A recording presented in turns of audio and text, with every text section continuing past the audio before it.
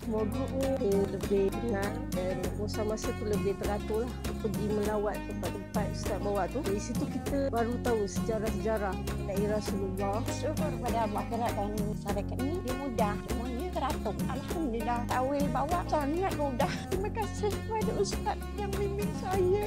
Yang saya tidak tahu segala-galanya. Ya Allah.